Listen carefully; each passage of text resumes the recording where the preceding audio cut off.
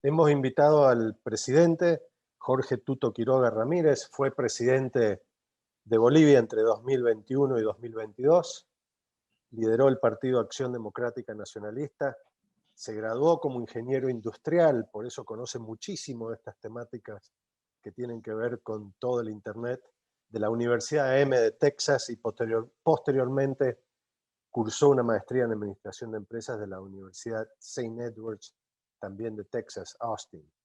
Antes de regresar a su país, entre el 81 y el 88, trabajó para la empresa IBM en Texas y en el sector privado trabajó desarrollando su especialidad en econometría en la empresa minera Mintec y en el Banco Mercantil de Bolivia.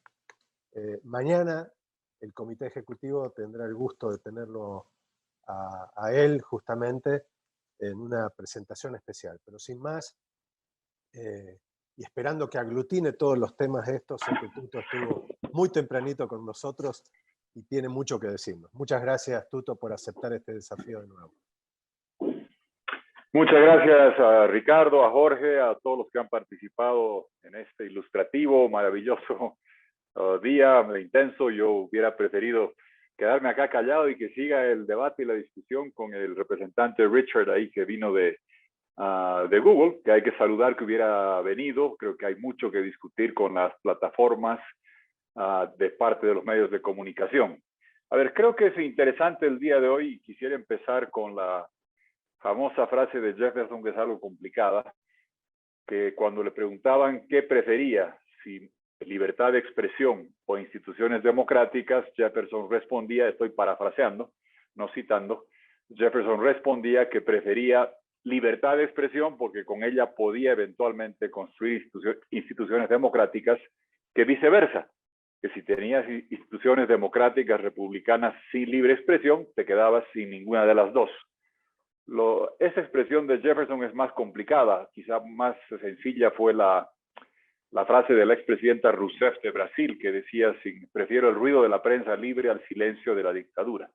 Pero estamos hablando justamente de eso, y hemos estado varias veces a invitación de ustedes presencialmente para hablar de las amenazas sobre la prensa libre, una de las piedras angulares de la democracia, consagrada en convenciones internacionales, parte de la Carta Democrática de las Américas, y la amenaza que sufre por la irrupción de gobiernos de corte autoritario en este siglo.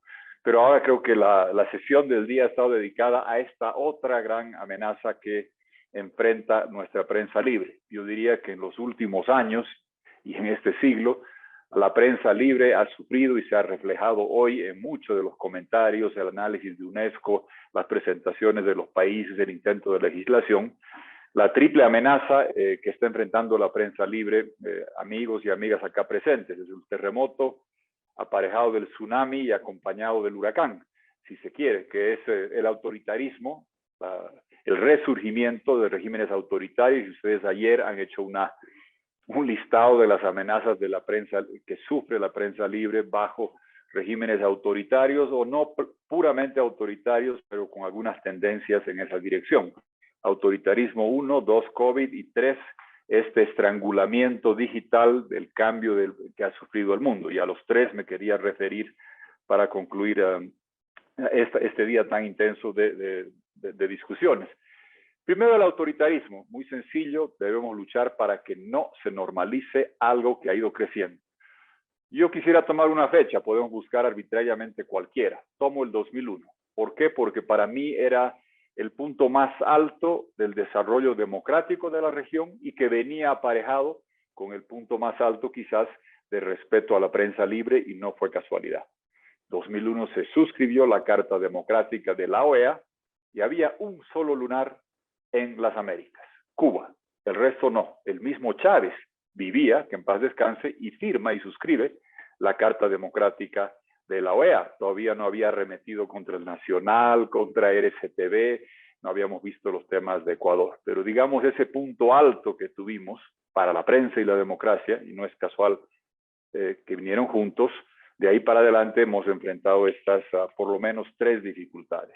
Y en el tema de autoritarismo, la preocupación es que lo que antes era un lunar aislado como Cuba, hoy ya tiene Venezuela, hoy ya tiene Nicaragua, y los grados de represión a la prensa, la liquidación del Nacional y la venta de parte de Diosdado Cabello o la apropiación de parte de Diosdado Cabello de la sede del icónico El Nacional en Caracas, donde hemos estado varias veces, es profundamente dolorosa.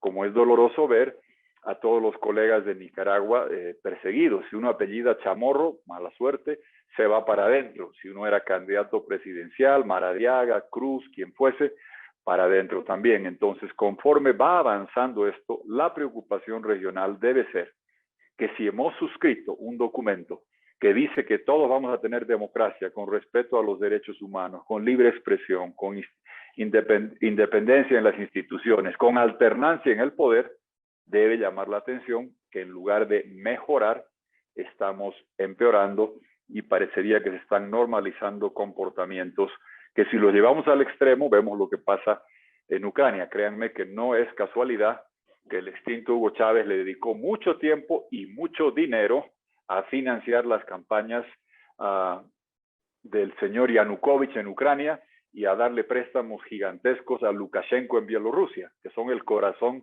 de ese conflicto que ahora se está sufriendo y viviendo.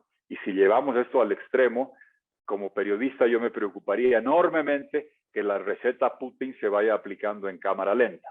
¿Cuál es la receta Putin? A diferencia de China, que no admite las plataformas digitales occidentales y tiene un sistema autoritario puro, en Rusia había un sistema autoritario que permitía la existencia de plataformas digitales que debilitaban a los medios pequeños. Putin y sus amigos oligarcas se agarraban los medios grandes y hoy llegamos al final de esa película, que Putin saca patadas a las plataformas digitales cuando empiezan a apartarse de la línea oficial de la operación especial militar que él está llevando adelante. No estoy prediciendo que eso nos puede pasar, pero estemos atentos a esa receta, porque parecería muy contradictorio que regímenes autoritarios sean los beneficiarios de una suerte de sociedad no intencional con plataformas digitales que erosionan la libre expresión, que cierran medios pequeños, que dejan a periodistas sin oficio, y que al final la consolidación del autoritarismo, como la muestra Putin, es el defenestrar a las plataformas digitales. Nada más el tema del autoritarismo, que es algo central para que lo sigamos viendo. Segundo, lo del COVID, y creo que no se aprecia el impacto del COVID en la región. La economía naranja ha sido la más golpeada por el COVID. En América Latina hemos tenido desafortunadamente un impacto muy alto del COVID, porque con menos del 10% de la población, con 8% de la población, si vemos el conteo real, no el oficial, que está muchas veces manipulado, hemos tenido cerca de la mitad de los fallecimientos del COVID, y que ha tenido un impacto devastador sobre la economía naranja. Todo aquello que agrega gente o que requiere aglomerar gente ha sufrido enormemente. La soya, el cobre, el trigo, el zinc, el estaño, el petróleo se seguían produciendo y con mejores precios. Pero aquello que requería juntar gente, restaurante, café, estadio, venta de periódicos en las esquinas, ha sufrido golpes devastadores y no hemos tenido la inyección de recursos, mencionaba eso UNESCO, para salvar a componentes de la economía naranja, aerolíneas, hoteles, como hemos visto en Europa y Estados Unidos. Y los mayores, quien más publicita por definición en los medios de ustedes, son los componentes de la economía naranja. Ustedes no van a tener mucha publicidad de las fábricas de cobre, de aluminio, de estaño, de zinc, de los joyeros, pero sí de los hoteles, de los cafés, de los restaurantes. Parte integral de la economía naranja son los medios de comunicación, y el golpe ha sido, sigue siendo duro, y ha llegado junto con el resurgimiento del autoritarismo y este estrangulamiento digital. Cierro con la parte del estrangulamiento digital. Conforme el mundo ha ido cambiando, digamos, desde las épocas que yo era ingeniero de sistemas, yo vendía sistemas gigantescos de IBM. Los compraban las grandes empresas, pero solo los usaban los empleados o funcionarios de las grandes empresas o instituciones, sistemas cerrados con terminales tontas. IBM inventa la computadora personal, Apple saca la suya, eso empieza a diseminar y distribuir el poder de procesamiento en manos ya de los usuarios y consumidores. Llega la primera versión del web con la computadora personal, con la irrupción de de Google, y pasamos a lo que se llamaba la segunda versión de la web, donde las grandes plataformas, en lugar de que tú, Ricardo, te sientes a buscar el sitio web del New York Times o del País o de Clarín o de Globo, ellos te facilitaban la búsqueda del tema que te interesaba y te lo ponían en la nube y mantenían toda esa información. Y peor aún con él, más aún, esto se exacerba cuando de la computadora personal pasamos al teléfono inteligente del 2007 y la aplicación, este es el terreno más valioso de la humanidad, esta pequeña pantalla, y cuáles son las aplicaciones que tenemos y usamos.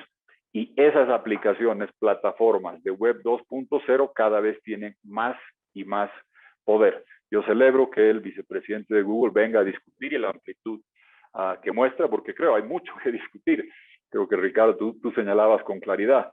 La base de esta discusión es la siguiente. ¿Cuál es la distribución equitativa de los ingresos que permite la sobrevivencia de la prensa libre como la hemos conocido? Para mí ese es el meollo del asunto en la discusión con las plataformas digitales. Lo que entorpece o dificulta la negociación es eso de, tú hablabas del kiosco o del canillita. ¿Cuánto para el canillita? ¿Cuánto para el periódico? Bueno, si no es bueno para el periódico y el canillita, se van a acabar los canillitas o se van a acabar los periódicos. Si el del kiosco se queda con todo, la gente va a dejar de hacer esas revistas y los kioscos que teníamos antes. El meollo del asunto es la distribución equitativa de recursos a través de lo que es el sistema digital, porque está claro que el sistema de propaganda de la que vivían los medios de comunicación conforme se digitaliza, se esfuma y no es reemplazado por la generación de recursos propios que generan los medios de comunicación. Y esa es una discusión de fondo. Y creo que escuché, claro, daba ganas de debatir. El vicepresidente de Google dice, la ley de Canadá era diferente, la de Brasil es otra. No estamos hablando de cómo se hace el chorizo aquí, el bife más acá o el silpancho más allá. Estamos hablando de cómo se comparte ingresos con medios de comunicación. Las leyes pueden ser diferentes, los sistemas diferentes, pero ese es el meollo del asunto. Y si hay plataformas digitales globales, ¿por qué en algunos países no interesa el detalle, artículo o versículo de la ley? Va a existir remuneración para medios grandes y no en otros países que tienen esa magnitud comparable. Creo que ese es el meollo del asunto. Dos temas más en este punto del estrangulamiento digital. Bien, el mundo va a cambiar, así como cambió mucho el Internet, y tienen razón cuando dice que hubo una transformación gigantesca, y se transformó cuando los grandes proveedores de las nubes con repositorios de datos tienen un poder cuasi monopólico o duopólico. Si hoy día yo no estoy en el App Store de Apple o en el Play Store de Google, estoy muerto. Puedo tener la mejor idea, pero tengo que ir para allá. Y por si acaso, el Apple Tax que dicen es mucho más alto que el Google Tax que se cobra. Son temas que se deben discutir. Conforme va evolucionando el mundo, todo lo que está pasando con lo que va a ser el Web 3.0, que es el Internet como originalmente estaba diseñado, donde los datos no están depositados en un lugar central con hectáreas y hectáreas de servidores donde están acumulados y tengo el poder monopólico de ver a quién pongo y con los algoritmos que nadie sabe cómo funcionan, se va a cambiar a mecanismos muy, muy descentralizados. No quiero ponerlos a invertir en criptomonedas, pero la criptomoneda es una aplicación de la Web 3.0 descentralizada, donde la moneda no está depositada en un banco central en Nueva York o en algún lugar, sino está descentralizada a través de los usuarios y los bloques de cadenas que contienen en los nodos, no voy a perderme en la parte técnica, pero partes y componentes de lo que hace una criptomoneda. Préstenle mucha, mucha atención a lo que va a pasar con Twitter.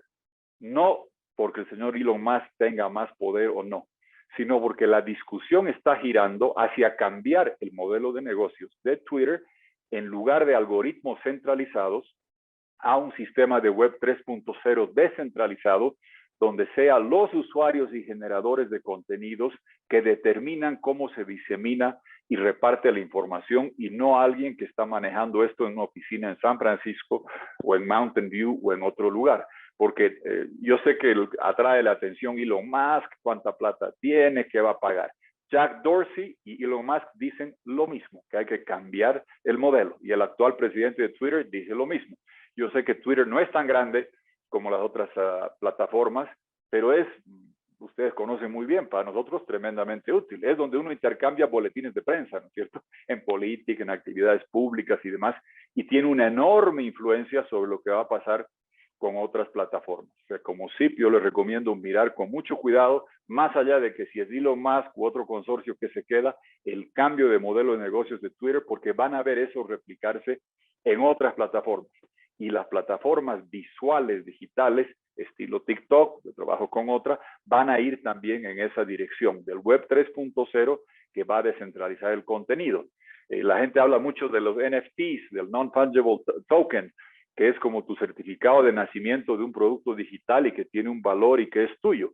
Eso es clave en el desarrollo de la Web 3.0 y para ustedes, porque el generador de la noticia va a tener para cada noticia el NFT de esa noticia que dice, esa noticia nació en Clarín, nació en Globo, nació en Semana, nació en El Tiempo, y va a poder tenerse una clara contabilidad en la distribución de los ingresos que se vayan a generar, porque va a tener marcado y registrado esto, y no lo que yo veo y siento que ustedes están experimentando ahora. Negociemos algo equitativo con Meta o con Google y con las plataformas, pero ellos tienen toda la información y ustedes poca o ninguna. Si jugamos póker así, sería como que juguemos yo, Ricardo y tú, y yo te diga cada vez, mostrame las cartas, yo no te muestro las mías, y yo te digo quién ganó. Y de vez en cuando te voy a dejar ganar cuando esté $2 en la apuesta, pero que siempre que sea $50 voy a ganar yo. Es un poco la frustración que se genera por este mecanismo, y creo que requiere mucha más transparencia toda esta negociación. Mi sugerencia sería para la CIP, en conclusión, lo siguiente. Para mí es esencial que en América Latina tengamos una posición lo más uniforme posible como región. ¿Por qué? Porque cuando uno ve lo de Rusia con Ucrania y escucha a alguien decir, ¿y qué pasó con Siria? ¿Qué pasó más allá? Y demás cosas te hablan, ¿no? En los debates. O ¿por qué no criticas lo de Venezuela? ¿Y por qué no criticas lo que pasa en Azerbaiyán? O lo que pasa, criticas a no sé quién, a Nicaragua, pero Qatar está organizando el mundial y no dejan manejar a las mujeres. Sí, hay muchas cosas que criticar de Qatar, de Kazajistán, de Rusia y demás. Pero somos dos regiones que tenemos parámetros codificados de derechos humanos, de libre expresión, de democracia. La Unión Europea y América Latina, ningún otro más. Yo no firmé con Azerbaiyán, Carta Democrática de la OEA, sí firmé con Venezuela, sí firmé con Nicaragua, y por eso a ellos debemos exigir coherencia y manejo de esto. Y por eso tenemos instituciones como Relatoría de Libre Expresión en la OEA, como Corte Interamericana de Derechos Humanos, Comisión de Derechos Humanos. Otras regiones no las tienen. Y por eso como región me atrevo a plantearles que debe haber un planteamiento que evite el sálvese quien pueda. Porque las grandes plataformas va a haber la tendencia a negociar con países grandes y dentro de países grandes con empresas grandes. Va a haber una matriz 2x2. País grande, empresa grande. Para hablarlo claro, Fox News, New York Times, NBC News, Estados Unidos van a poder negociar algo con plataformas. Globo Brasil, Clarín, Argentina van a poder negociar. Pero ¿qué le pasa al medio pequeño de Brasil o de Argentina? ¿O qué le pasa al medio grande de Guatemala, de Honduras o de Bolivia? No van a tener la economía de escalas para poder negociar. Y porque tenemos principios de respeto a la libre expresión consagrados y tenemos una arquitectura para ver esos temas de libre expresión, relatorías, derechos humanos, Corte de San José, es que me parece que para la Cumbre de las Américas en Los Ángeles, la CIP debe estar presente llevando un planteamiento de la sostenibilidad económica de los medios de comunicación. Porque de lo contrario, con lo que empecé de decirles entre libre expresión e instituciones, como decía Jefferson, prefiero libre expresión y después construyo instituciones. Presume de que tenemos prensa libre, viable y sostenible económicamente. Cuidado que el sueño de los autoritarios se haga realidad a través del estrangulamiento digital sazonado y aumentado por los regímenes autoritarios. Y a mí me parece que un tema central debe ser esto de la sostenibilidad económica de la prensa libre, porque es un patrimonio de la región de América Latina. En África no pueden hablar de esto. En el sudeste asiático no pueden. En el norte, en el Oriente Medio no pueden hablar de esto. Aquí sí podemos hablar. Y debe ser un planteamiento que se haga en conjunto. El señor de Google decía, caramba, no conviene que se metan los gobiernos y los estados. Cuando hay una situación que atenta contra la sostenibilidad de la libre expresión, es deber de los estados ver qué sucede. Y para mí debíamos llegar a una convención interamericana de democracia digital o de periodismo digital. Es necesario llegar, porque todos los instrumentos que tenemos son plataformas digitales, no están adecuados a esta nueva realidad. Y concluyo, Ricardo, señalando que esto en Los Ángeles, ¿por qué serviría? Porque si yo fuera un periodista de América Latina, diría, bueno, no fue la cumbre en Miami, que es lo usual, fue en Los Ángeles. Los Ángeles es el lugar donde hay enorme sentimiento o profundo sentimiento de defensa a la propiedad intelectual y creativa. Imagínense que yo haga un Bolivia Tube y yo diga, tengo el derecho de transmitir en el Bolivia Tube todos los DVDs hackeados que nos llegaban de las películas de Hollywood. Tendría al día siguiente aquí, me quitan la visa y todo, pero lo reverso no puede ser plenamente aceptable, que plataformas digitales, tecnológicas, sofisticadas, puedan tomar todo el contenido y en función a su dadivosidad, determinar cuánto dan o no dan a los medios de comunicación. Ningún estudio de Hollywood jamás aceptaría que yo haga mi Bolivia Tube y les transmita porque es a servicio de la ciudadanía todas las películas, o peor aún, que yo diga, el Titanic fue buena película, ganó mucho, a ellos les voy a pagar un poquito, pero a la otra película que no la vieron menos tampoco. No es algo que puede estar sujeto al buen humor o a la dadivosidad o a la generosidad de alguien. Tiene que ser algo codificado, discutido, estructurado y negociado, y me parece que la región tiene la potestad y posibilidad de hacer un planteamiento mancomunado para todos los países, grandes y pequeños, para todos los medios de comunicación, grandes y pequeños. Muchas gracias, amigos.